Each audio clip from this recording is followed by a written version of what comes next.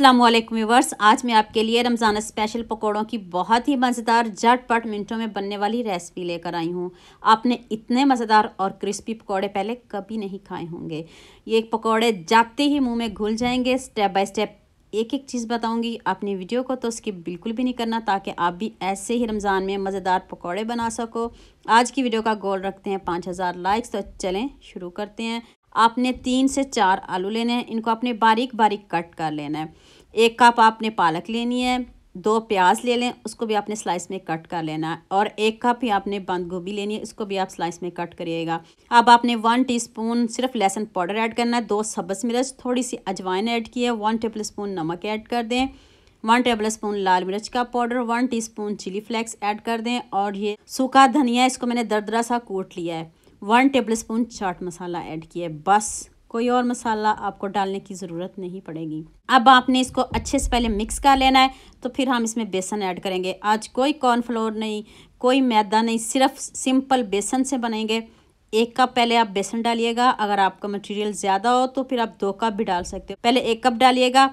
तो अब आपने इसमें थोड़ा सा पानी ऐड करना है, बहुत कम पानी ऐड करना है, क्योंकि हमने सब्जियों को भी धोया हुआ है तो वो भी पानी छोड़ेंगी। पानी बिल्कुल एकदम से ज़्यादा नहीं डालिएगा। कोशिश करिएगा कम से कम पानी डालें, ताकि आपके पकौड़े क्रिस्पी बने और खाने के काबिल हों और मज़े के पकौड़े बने। पकौड़े तो सभी बनाते हैं, लेकिन वो सॉफ्ट हो जाते हैं, वो खाने का मन नहीं करता। लेकिन आप इस तरह बनाओगे ना तो सभी आपकी तारीफ़ें करेंगे। बेसन मुझे कम लग रहा था, मैंने हाफ़ कप बेसन और डाला है। सिर्फ मैंने 1.5 कप बेसन डाला है और बस, ज़्यादा बेसन नहीं डालूँगी। बस हल्की सी इसके ऊपर एक बेसन की लेयर सी आ जाए, कोटिंग सी हो जाए, और ये जो बैटर है ये फोल्ड होना शुरू हो जाए, तो फिर हम इसमें बेसन और नहीं डालेंगे।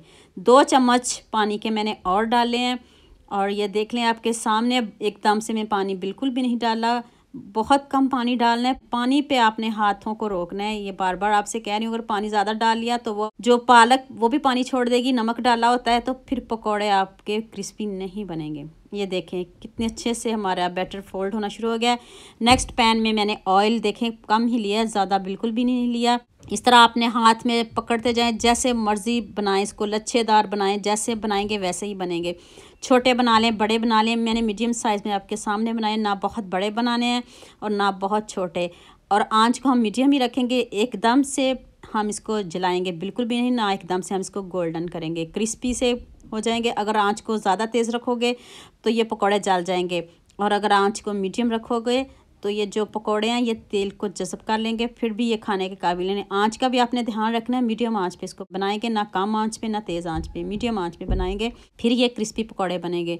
कितने खूबसूरत पकौड़े बने हैं। एक खूबसूरत सा कमेंट तो बनता है, जल्दी से एक खूबसूरत सा कमेंट करिए और सबके साथ शेयर करिए, ताकि रमज़ान में सभी ये सिंपल से पकौड़े बना सकें। जितने खूबसूरत पकौड़े बने, खूबसूरत सा कमेंट तो बनता है, जल्दी से खूबसूरत सा कमेंट करिए और ये पकौड़े सबके साथ शेयर करिए, ताकि रमज़ान में सभी इस तरह के पकौड़े बनाएं और अपनी टेबल को 4 चांद लगाएं।